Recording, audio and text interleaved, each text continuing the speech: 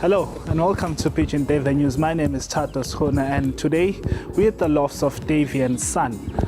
We got to know about their racing programs and their performance throughout the years and a bit of their history throughout the years and most importantly, their junior in the sport. Hi everybody. I would like to spread a message to catch the South African Pigeon News portal on pigeonduiwenews.com and don't miss their web series where different fanciers get featured on the show every Fridays on YouTube. Pigeon Duiwe News TV. The news company is owned by Mr. Samuel,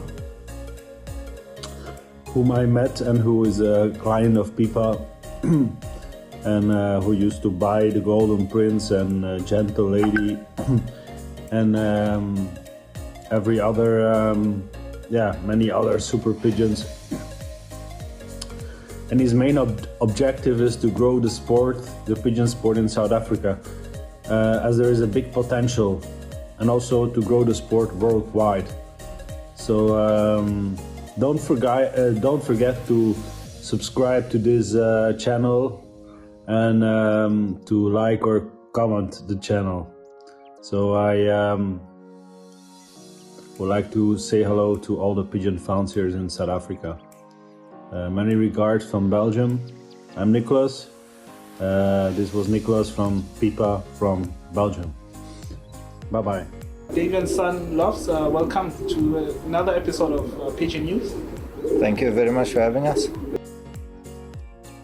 I had pigeons when I was at school, primary school, and then I went to high school. I played football, and after the football, I needed something else to another sport, and I went back to the pigeons, and I built a loft here, and then I started back into the pigeons competitively. And for you, Amanda? I was still at school, and then once we moved here into this area, we moved about 10 years ago, and we had family members that were flying pigeons, and then we used to go watch on a Saturday at the birds' time, and then I said, why don't we do it ourselves from home and do it as a competitive sport, as we had the space and time to do it.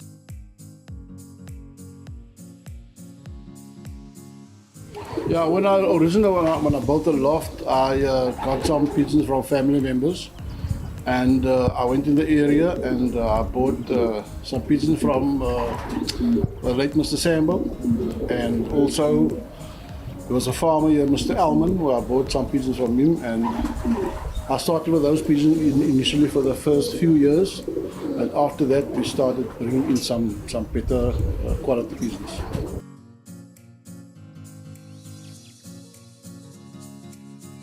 For the first few years, it was a learning curve for us. So I won't say we were some top fanciers in the first 5 years of pigeon racing. For the last 5 years, so about 2015, 2016, I met a guy called Leslie Blake.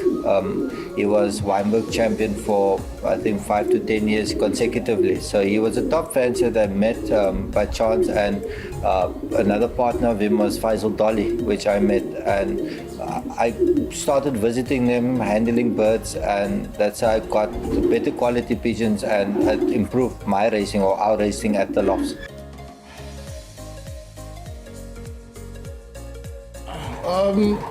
When I started pigeons, the first thing I wanted to do was just win one race. That was my target. I never expected to win. I think we far surpassed what we wanted to achieve.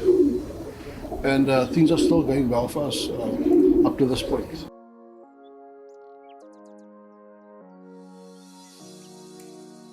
Okay, for this year and for the future, I think we're at the stage of just racing pigeons and enjoying it. My brother joined us in the team in the last 2 years, and I think we're at the stage of just enjoying pigeon racing as we accomplish what we want to do in the sport, but we don't want to leave the sport also because we still enjoy the pigeon sport. And the big surprise? Talk about another fan. So who's going to be like the big surprise coming? And one you see maybe at the club that they that person can show you? We race in a club where there's about 40 odd members, 40 racing lofts. It's very tough. There's quite a good number of new fanciers that we've got. It's coming to the sport that we are assisting, which is something that our club, our union has been concentrating on, and the track that we're flying on has been concentrating on, is getting more interest into the sport. Surprises, there are very good fanciers in our union. We always joke when somebody joins that our club is the club to beat, basically. It's a joke that always goes around. So there's a lot of good competition in our club.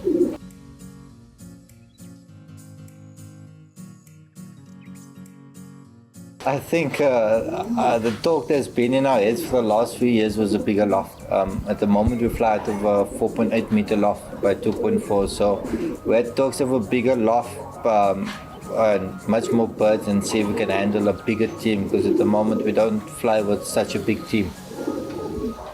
And maybe a change in the pigeon race as a whole here in the Western Cape. If maybe you're in charge of something, what would you Look, for the last few years, I think with a new SSPO truck that has come onto the scene, cost of pigeon racing was exorbitant. And I think now a lot of pigeon fanciers are coming back into the sport because the cost of it is very cheap. I think this has resulted in cost across the Western Cape. Actually, other trucks have been forced to lower their schemes, for instance, to make it easier for people to raise pigeons as a whole. So I think we're going in the right track, on the right way.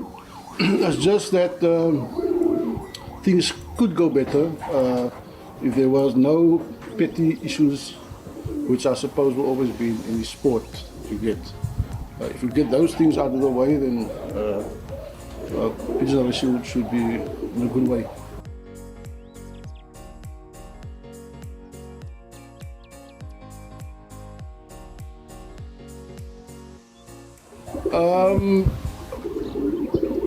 At this stage, I think we made a big mistake. Well, we're learning. We're only racing pigeons for about 10 years or so, and we're learning. I'm constantly learning, they're constantly learning. We're teaching him now what we know, and we're just learning, and like you said, we're trying to enjoy our pigeon sport, and we enjoy the competition, and yeah, hopefully so far we haven't made a lot of mistakes. We try to learn from it. And we keep a record of what we do, so for us, if we do make a mistake, we know where the mistake is and we know how to correct the mistake. So we don't go blindly into doing stuff with the birds week in, week out.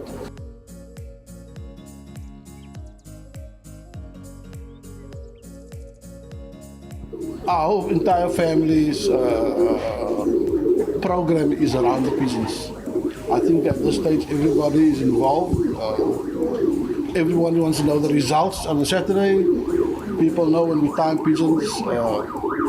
I think our family is quite involved in the pigeons as a whole, and understand that we raise pigeons and the effort and all the sacrifices it takes to raise.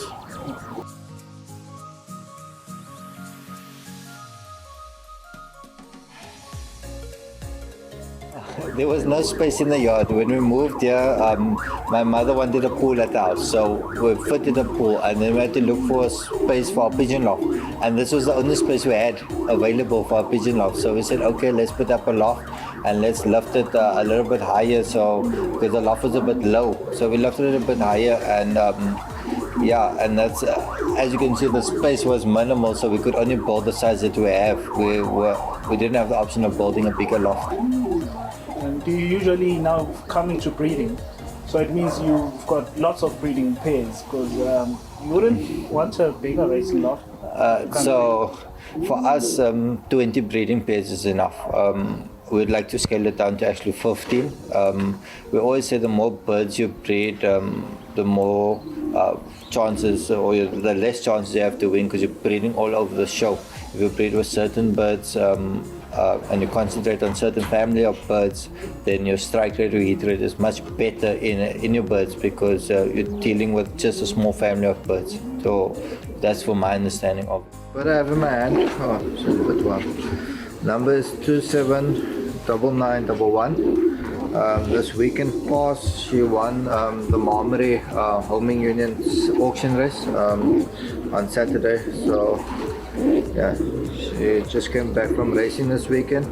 She raced 5 races this year, and she's leading the best bird or the best bird averages in the union at the moment as of Monday night. So we checked the results, and she's leading the averages in the union. The pigeon I have in my hand, the number is 16461, FP 2017. She won for us 2 federations, and in her 3rd federation she went second to her sister. She won a truck race for us also in 5 races out, so she has one of the best averages of the loft for 5 races out, 2 wins and 1 second.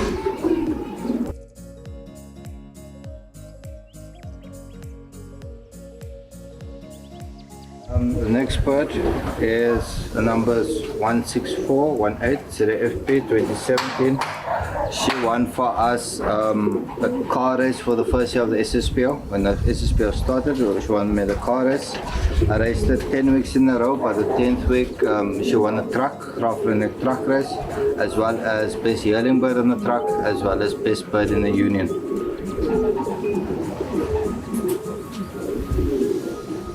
The next bird I'm showing you is numbers 136085, ZA18, blue buck cock. This is the second year of the SSPO's running. We ended second in the car race. I think I lost it by about 6 points on the last leg. Same breed as the first bird I showed you as the double winner. This bird also finished second best bird in his first year of racing. He's flew numerous top 10 positions. That's why it's in the breeding loft. This year will be the first year we really breed from him. So yeah.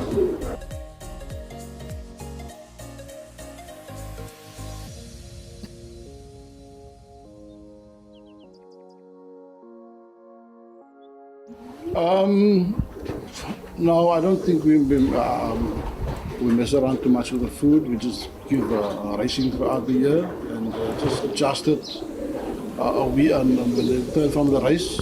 And obviously the molting and the breeding mixes are different, but we don't mess too much around with the food mixes of the pigeons, especially during the racing season.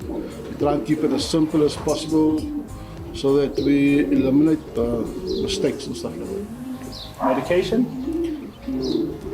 Medication, yeah, so we're not too long in the game, so I wouldn't say we have a lot of experience or knowledge on medication. I'd be honest. The fancier that I learned by Leslie Blake, he was a guy that used to tell me, no, you need to use Dutch medicines and garlic and your natural herbs and spices out of your mother's kitchen cupboard. So yes, we do know some stuff about some basic medication, but I won't say we have vast experience or knowledge on what to use on birds. So we keep it as basic as possible, and to us, good birds, and again, good birds.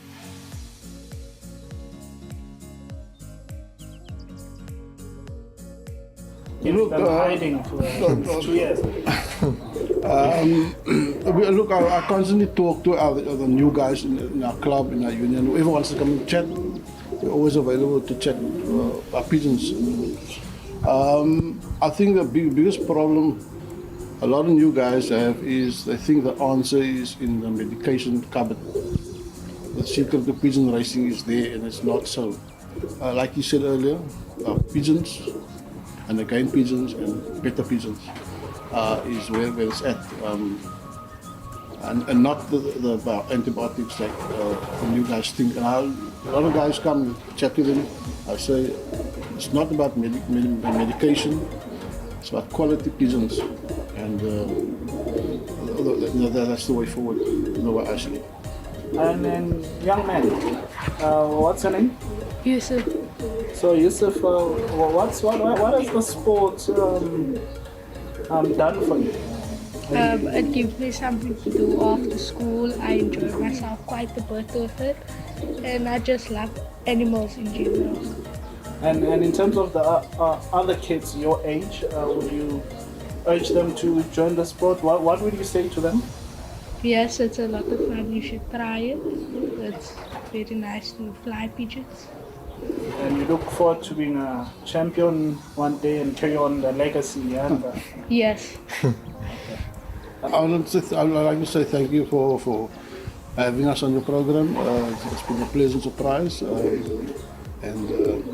I watched the other videos of you guys, and I think you're on the right way. Thanks for giving us some exposure.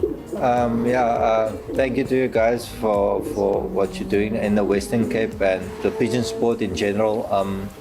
And to all the guys that's joining, I'd suggest everybody to enjoy pigeon racing. It's a nice, relaxing sport. We at the SSPO, the new organization, is here to promote pigeon sport in Cape Town, South Africa, and promote youth. We strongly suggest that even youth that want to join, we're willing to help. We're willing to build lofts. We're willing to do anything to help and promote our sport. It is a dying sport at the moment, and we'd like to revive it as quick as possible.